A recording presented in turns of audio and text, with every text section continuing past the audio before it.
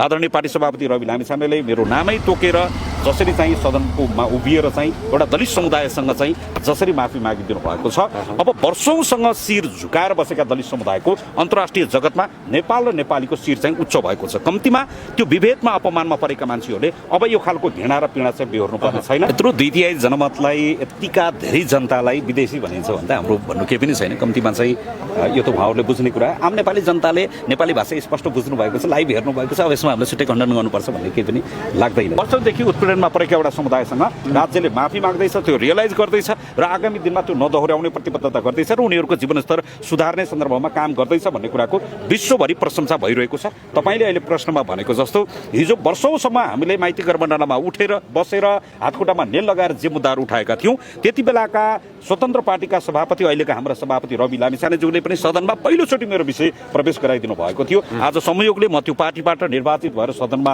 एउटा सदस्यको रूपमा बस्दै गर्दा आदरणीय पार्टी सभापति रवि लामिछानेले मेरो नामै तोकेर जसरी चाहिँ सदनकोमा उभिएर चाहिँ एउटा दलित समुदायसँग चाहिँ जसरी माफी मागिदिनु भएको छ, अब वर्षौंसँग शिर झुकाएर बसेका दलित समुदायको अन्तर्राष्ट्रिय जगतमा नेपाल र नेपालीको शिर चाहिँ उच्च भएको छ। कम्तीमा त्यो विभेदमा अपमानमा परेका मान्छेहरूले अब यो खालको घृणा र पीडा चाहिँ बेहोर्नु पर्ने छैन। भोलिको दिनमा सरकारले काम राम्रो सडकमा नेल हतकडी लगाएर न्यायको पक्षमा आवाज उठाउने दलित अभियन्ता खगेन्द्र सुनार आज संसदको गरिमामय सदनभित्र गएर आसन ग्रहण गरेर बस्दा कस्तो अनुभूति गर्नुभयो तपाईँ?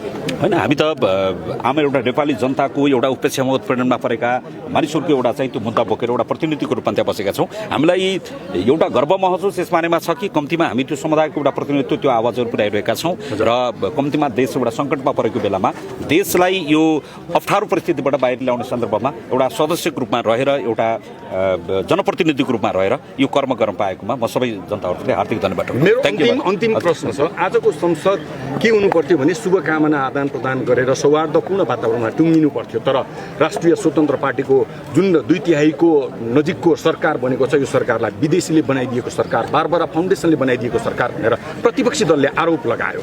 कस्तो महसुस गर्नु? यत्रो द्वितीय जनमतलाई यतिका धेरै जनतालाई विदेशी भनिन्छ भन्दा हाम्रो भन्नु केही पनि छैन। कम्तीमा चाहिँ यो त उहाँहरूले बुझ्ने कुरा, आम नेपाली जनताले नेपाली भाषा स्पष्ट बुझ्नु भएको छ, लाइभ हेर्नु भएको छ। अब यसमा हामीले छुट्टै खण्डन गर्नुपर्छ भन्ने केही पनि लाग्दैन। यो त उहाँहरूले बुझ्नु पर्ने कुरा। केपी ओली पक्राउ परे पछाडिको आक्रोशको अभिव्यक्ति हो। अब त्यतातर्फ नजाउँ। अब यहाँहरू सबैजनालाई धन्यवाद छ। ल, यहाँहरू सबैजनालाई धन्यवाद छ। नेपाली जनताले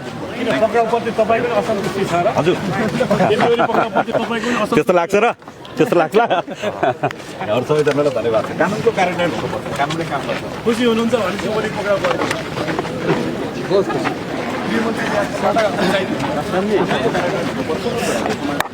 गृहमन्त्रीजीले जे कर्म गरिरहनु भएको छ कानुनको कार्यान्वयन गर्ने कुरा त खुर्सानीतिर हुनु पर्यो। कानुन कार्यान्वयन गृहमन्त्रीलाई बलियो बनाउने काम तपाईँ गर्नुहुन्छ होइन? नेपाली जनताले साथ दिनु भएको छ। हामी त्यो एउटा पछाडि पिल्लरको रूपमा बस्छौँ। थ्याङ्क यू सबैजनालाई। हुन्छ।